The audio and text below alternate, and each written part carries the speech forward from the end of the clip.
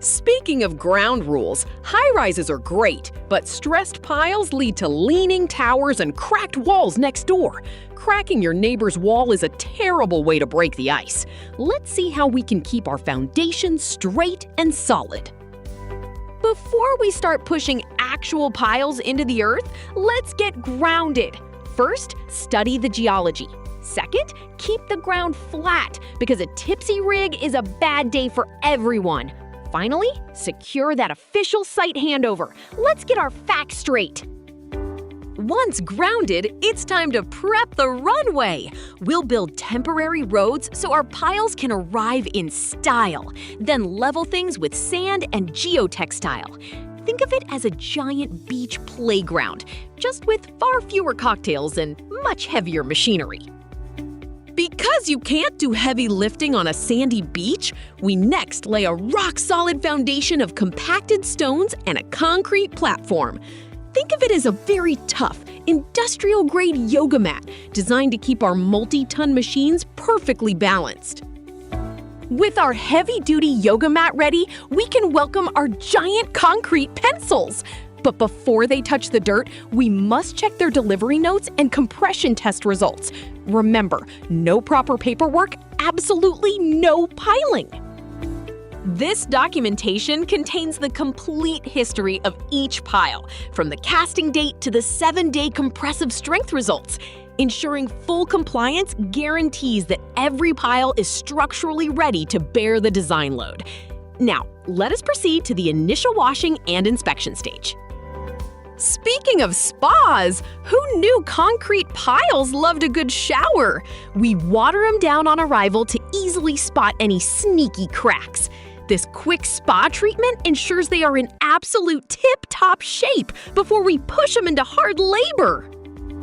Once refreshed, moving these massive piles takes serious coordination. We keep them lined up perfectly on site, with zero room for any literal pile-ups. This neat arrangement is key to keeping our future foundation rock solid.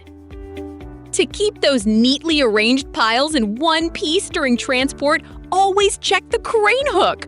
Hooking at exactly 0.21 times the length balances the bending moments perfectly. Spot those blue markings and let's lift smart, not stressed. Once lifted, the golden rule is simple: no dragging. Treat these piles like royalty by keeping them completely airborne and impact-free. Think of it as heavy machinery ballet, graceful, precise, and strictly off the ground. Now, meet the stars of our ballet. On the left, we have our polite pile-jacking robot transformer. On the right, the console press shows how we handle tight squeezes up against existing walls. Talk about getting up close and personal. If you think those are tight squeezes, wait until you feel the pressure of these beasts. We have the 200-ton mechanical press on the left using sheer gravity and the hydraulic pressing cage on the right. They make crushing goals look easy. To operate these heavyweights, we need the ultimate machinery gym kit. Long legs, short legs, counterweights, and a massive press body. Don't forget the pile press cheek, because even heavy construction gear needs a little cheekiness. With our cheeky gear assembled, we follow 3 steps. First, paperwork. Second, finding the pile heart. It sounds romantic, but it's just Geodesy at work. Once we pinpoint the center, we arrange and press. Let's keep this project's heart beating.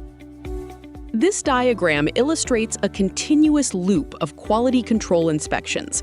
If any parameter fails to meet our standards, the process must be repeated immediately. Ensuring absolute precision at this stage prevents structural tilting in the future. Now, let us examine the positioning step in detail. Speaking of locating things, finding that pile heart is pure matchmaking with steel and dirt. Our Geodesy team uses a high-tech total station to pinpoint the spot, marking it with an iron peg. Talk about finding your perfect center. Once the center is marked, we erect the first section. To keep things perfectly upright, we rely on a water foam level. Despite any confusing labels, we aren't cleaning up spills. Keeping that bubble-centered ensures our pile goes straight down. Before pressing, we mark the pile length, push the segment down, and leave about 1.2 to 1.4 meters sticking out.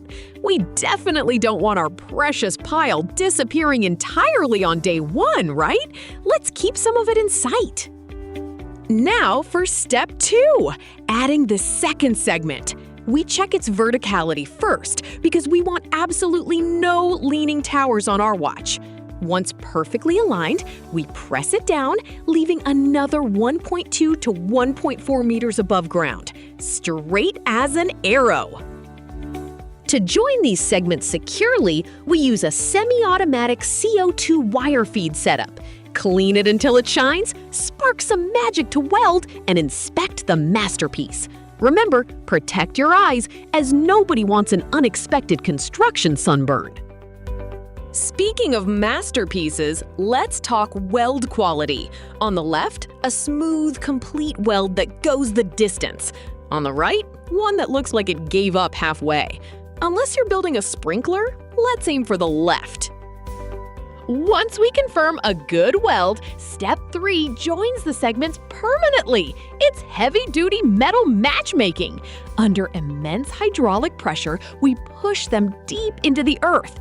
Talk about handling stress gracefully. And just like that, it's in!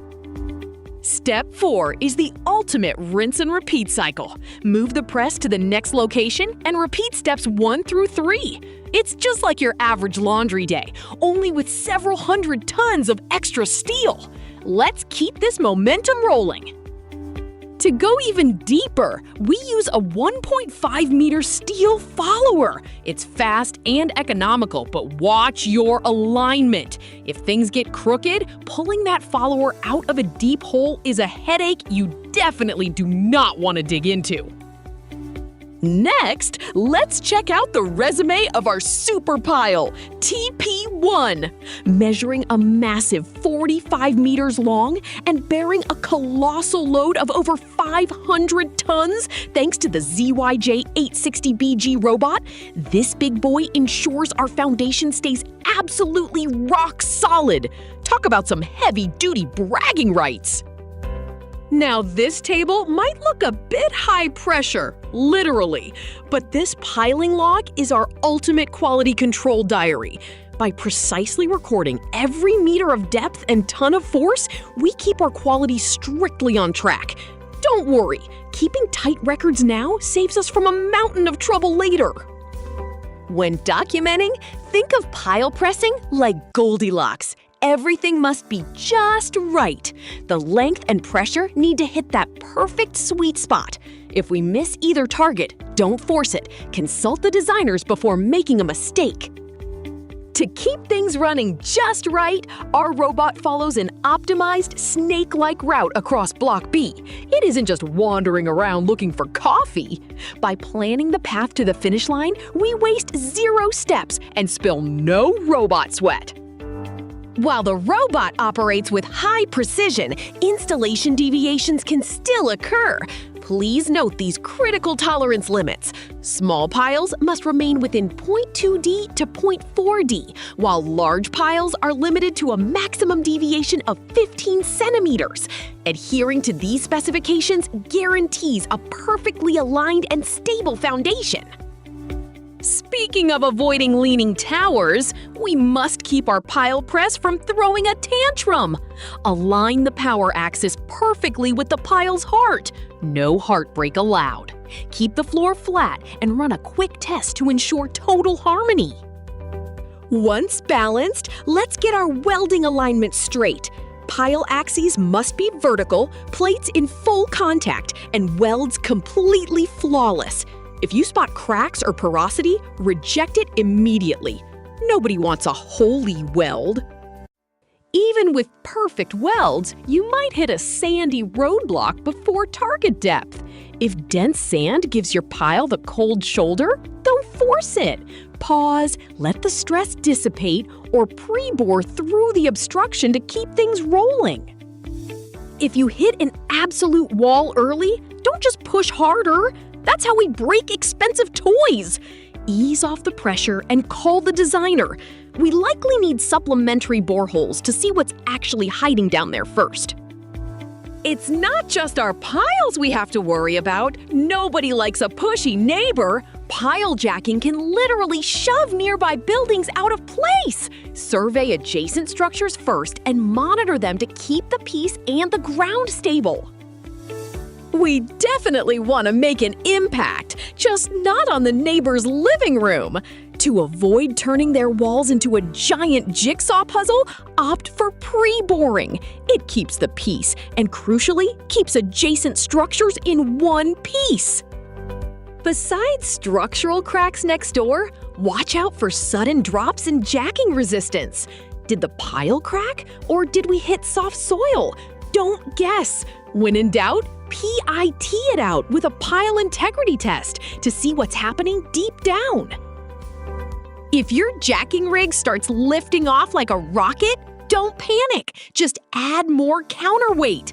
And if you hit a sloping hard layer, don't force things to the breaking point. Pre-boring is your best friend to keep things moving smoothly. What if your pile starts leaning like it's had one too many? Exceeding that 1% tolerance means trouble. Before trying to force it straight, use an inclinometer to inspect the situation and always consult the design team first. To verify we've solved these alignment mysteries, we test the pile strength by smashing and measuring it. On the left, our heavy impulse generator brings the muscle. On the right, the analyzer brings the brains. Talk about high impact! For accurate measurements, our PDA test follows 3 simple steps. Gear up with sensors, drop the hammer for a gentle tap, and generate the report. It's like a quick health checkup for our pile, just with a slightly heavier stethoscope. If a test reveals a crack, don't start the blame game just yet. It could be a bad pile. Or maybe someone got too enthusiastic with the jack. To settle the debate, we play detective with concrete core sampling. Let's test, not guess. If the concrete core is fine, it's time to get a grip on your gripper. A tilted rig or mismatched clamp size creates eccentric loading and massive local stress. Keep things perfectly aligned or your project might crack under pressure.